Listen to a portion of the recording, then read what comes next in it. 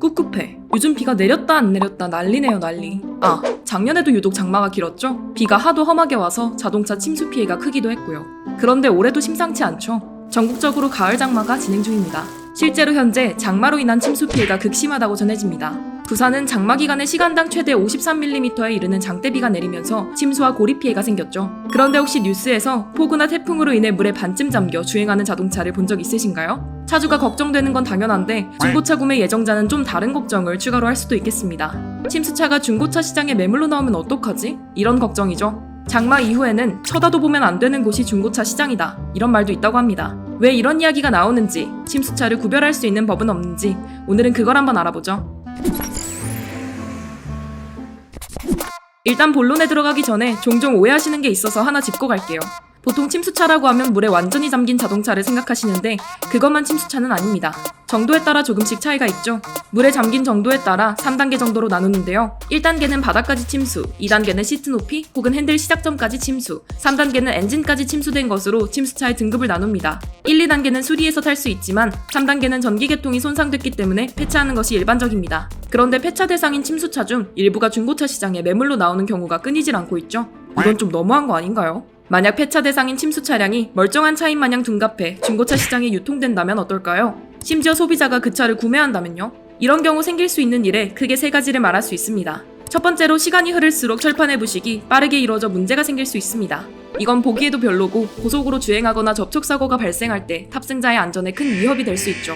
두 번째는 극심한 악취가 발생합니다. 차량 내부까지 침수된 차량의 경우 보이지 않는 내부 곳곳에 세균과 곰팡이가 생기기 때문에 점점 악취가 심하게 발생하는 게 당연하죠. 심하면 탑승자의 호흡기 질환과 각종 질병을 유발할 수도 있습니다. 마지막으로 가장 중요한 엔진과 변속기에 문제가 생기는 경우가 있죠. 이건 정말 큰 안전사고로 이어질 수 있는 문제인데요. 요즘 나오는 자동차들의 엔진과 변속기에는 각종 전자제어 장치와 센서류들이 상당히 많죠. 이런 전자제어 장치가 함께 침수되면 작동 오류, 미작동 등으로 크고 작은 안전사고들을 유발할 수 있겠습니다. 얼마나 위험한지는 충분히 설명한 것 같은데요. 이제 중고차를 구매할 때 침수 차량을 구분하는 법을 한번 알아보죠. 아마 제일 많이 보는 부분은 웨더 스트립이실 겁니다. 여기를 쭉 따라 뒤집어 보면 흙이 묻어있는지 등의 유무에 따라 침수 차량인지 아닌지 구분할 수 있죠.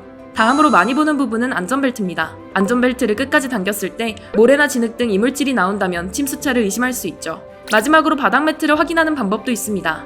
바닥을 올려봐서 흙이 묻어있거나 물에 젖어있는 부분이 있다면 침수 차량으로 의심해봐야죠. 이외에도 외관과 엔진룸, 트렁크 공간도 꼼꼼하게 살펴봐야 합니다. 직접 확인하기 힘든 상황이라면 또 방법이 있습니다. 카이스토리를 이용하는 건데요. 차량 번호를 통해 보험 처리한 내역을 상세하게 확인할 수 있습니다. 하지만 카이스토리에도 한계는 있죠. 보험 처리가 된 차량만 정보가 조회되기 때문입니다. 보험 처리가 되지 않은 침수차라면 위의 방법들을 참고해 직접 침수 차량인지 아닌지 판단해야 합니다. 하도 이런 문제들이 극심하다 보니 정부는 올해 6월 침수차가 수리될 수 없을 정도로 피해가 심하다면 30일 이내로 폐차할 것을 요청하는 개정안을 입법 예고했습니다. 하지만 전문가들은 전손 처리되지 않았거나 자차 보험에 가입되지 않은 침수차가 중고차 시장에 유입되는 것을 막을 수 있는 더 강력한 정책이 필요하다는 의견을 내놓았죠. 네티즌도 정부의 정책이 실효성이 있을지는 두고 봐야 한다는 입장입니다. 이게 정말 되겠어? 시간 좀 지나봐야 알겠네. 이런 반응이 있었죠. 한편 또 다른 네티즌은 침수차를 구별하는 방법을 듣고 이제는 속고 사지 않는다. 내 안전과 직결되는 일인 만큼 더 신중하고 꼼꼼하게 살펴봐야겠어요. 라는 반응을 보였습니다. 하지만 봐도 잘 모르겠어요. 침수차 구별하는 방법 알아도 당할까봐 걱정됩니다. 돈 많이 벌어서 신차 사는 게 답인가요? 라며 한숨을 쉬는 네티즌도 적지 않았죠. 한편 전문가들은 보통 여름에 침수 차량은 수리 기간을 거치고 그 다음에 중고차 시장에 나타난다. 이렇게 말하기도 합니다. 따라서 여름에만 바짝 살펴보는 것이 아니라 중고차 시장에 들어간 순간부터 계속 긴장을 늦추면 안 되겠습니다. 그리고 최근 침수차 구별법이 널리 알려지면서 교묘하게 침수 흔적을 없애는 경우도 늘고 있다고 전해지는데요.